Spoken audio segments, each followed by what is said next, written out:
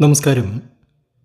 മനുഷ്യശക്തിയേക്കാൾ അല്ലെങ്കിൽ മനുഷ്യശക്തിയെ അതിക്രമിച്ച് വന്നു ചേരുന്ന ചില അനുഭവങ്ങളെക്കുറിച്ച് ചിലർ ദൈവഗത്യ അങ്ങനെ വന്നു ചേർന്നു എന്ന് പറഞ്ഞു വരുന്നു.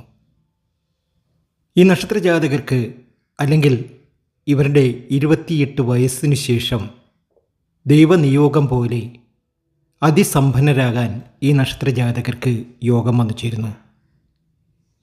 ജീവിതകാലം മുഴുക്കെ ആരെയും അത്ഭുതപ്പെടുത്തുന്നത് പോലെ സകല ജനങ്ങളുടെയും ബഹുമാനവും ആദരവും പിടിച്ചുപറ്റി രാജയോഗം പോലെ ജീവിക്കാനുള്ളൊരു യോഗം വന്നു ചേരുന്ന 9 നക്ഷത്രജാതകരെ നമുക്ക് ഇന്നത്തെ വീഡിയോയിലൂടെ അറിയാം.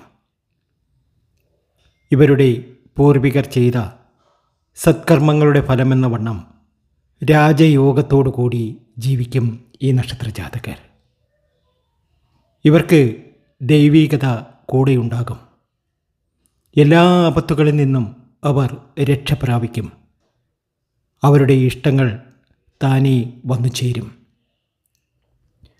ധർമ്മം ഇന്നതാണെന്നും അധർമ്മം ഇന്നതാണെന്നും നല്ല ബോധത്തോടെ ജീവിക്കുന്ന ഇവരോടൊപ്പം സർവശക്തനായ ഈശ്വരൻ്റെ കരങ്ങൾ എപ്പോഴും അവരെ ഉയർത്തിക്കൊണ്ടിരിക്കും. ആ 9 നക്ഷത്രജാതകരെയാണ് ഇന്നത്തെ വീഡിയോയിലൂടെ പരിചയപ്പെടുത്തുന്നത്. ഇവർക്ക് ലോട്ടറി ഭാഗ്യം വന്നു ചേരും. ജീവിതത്തിലെ എല്ലാ ദുരിത ദുഃഖങ്ങളും മാറി രക്ഷപ്പെടാൻ ഈ നക്ഷത്രജാതകർക്ക് ഇനി സാധ്യമാകും. അതിനു മുമ്പ് എന്നത്തെയും പോലെ ഇന്നും നിങ്ങളിൽ നിന്നും ആ വിലപ്പെട്ട ലൈക്ക് പ്രതീക്ഷിക്കുന്നു. ഈ വീഡിയോ കാണുന്നവർ ഓം നമഃശിവായ എന്നൊന്ന് കമൻറ്റ് ബോക്സിൽ കുറിച്ചേക്കണേ. 1ാമത്തെ നക്ഷത്രം അശ്വതി തന്നെയാണ്. ഒരു കൂലിക്കാരൻ്റെ നിലയിൽ നിന്ന് പോലും അവർ സകല സാമ്രാജ്യവും പിടിച്ചെടുക്കും. എല്ലാ രീതിയിലും ഉയർച്ച വന്നു ചേരും. 2ാമത്തെ നക്ഷത്രം കാർത്തികയാണ്. ഉയരങ്ങൾ താണ്ടുന്നതിനോടൊപ്പം കീർത്തിയും ഇവർ നേടിയിരിക്കും.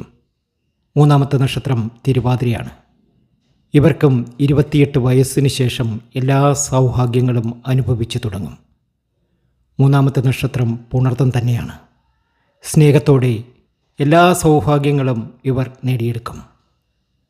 5ാമത്തെ നക്ഷത്രം ആയില്യമാണ്.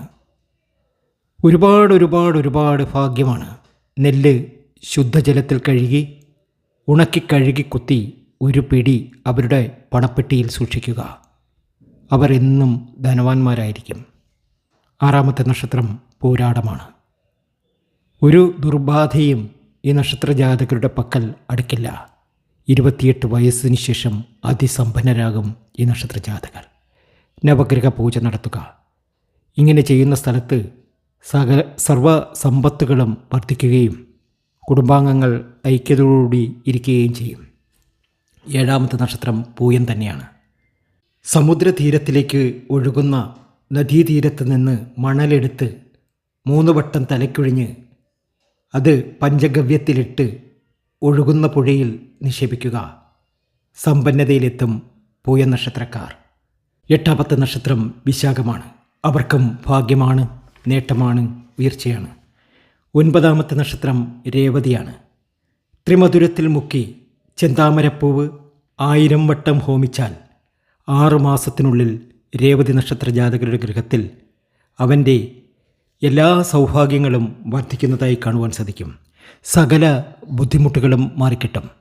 ഇനി അഭിവൃദ്ധിയാണ്, നേട്ടമാണ്, സകല സൗഭാഗ്യമാണ്. ലോട്ടറി അടിക്കാൻ വരെയുള്ള സാധ്യത ഇവരിൽ കാണുന്നു. ഭാഗ്യമാണ്, നേട്ടമാണ്, ഉയർച്ചയാണ്.